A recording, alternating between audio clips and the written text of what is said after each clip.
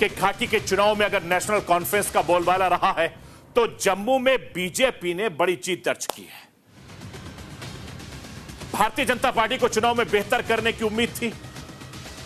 Party के नेता जम्मू में 30 से 35 सीटें जीतने में दावा कर रहे थे। भारतीय जनता पार्टी चुनाव में 29 सीटें जीत पाई और ये सभी सीटें जम्मू रीजन में है, जबकि कश्मीर घाटी में भारतीय जनता पार्टी का इस बार भी खाता नहीं खुला है और बीजेपी ने पिछले विधानसभा चुनाव में 25 सीटें जीती थी और इस बार उससे 4 सीटों का फायदा हुआ है।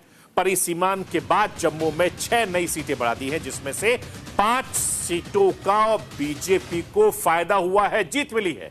सिर्फ 1 सीट पर निर्दलीय उम्मीदवार जीता है। अगर ये 5 सीट नहीं होती तो जम्मू में भी बीजेपी का प्रदर्शन पिछली बार से भी खराब होता, क्योंकि जम्मू कश्मीर के नतीजे भले ही भारतीय जनता पार्टी की उम्मीद के मुताबिक ना रहे हो, लेकिन वोट शेयर के में भारतीय जनता पार्टी की बढ़ोतरी हुई है। बीजेपी उससे खुश है, क्योंकि वोट फीसदी में बीजेपी कांग्रेस एनसी से कहीं आगे है।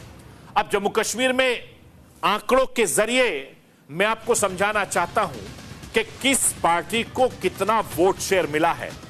मैं राष्ट्र की आवाज के जरिए आपको समझाना चाहता हूं, स्क्रीन पर लाइए। जम्मू कश्मीर में सबसे ज्यादा वोट भारतीय जनता पार्टी को मिला है। 25.64% वोट बीजेपी को मिला है। नेशनल कॉन्फ्रेंस के खाते में बीजेपी से कम यानी 23.43% वोट हासिल हुए हैं। और मैं कांग्रेस की अगर बात करूं तो कांग्रेस को 11.97% वोट हासिल हुए हैं। दोनों दलों के वोट शेयर में 2.21% का गैप सीटों के मामले में है और यह बड़ा हो जाता है, क्योंकि भारतीय जनता पार्टी को 29 सीटों के मुकाबले नेशनल कॉन्फ्रेंस ने 13 सीटें ज्यादा यानी 42 सीटें जीत ली।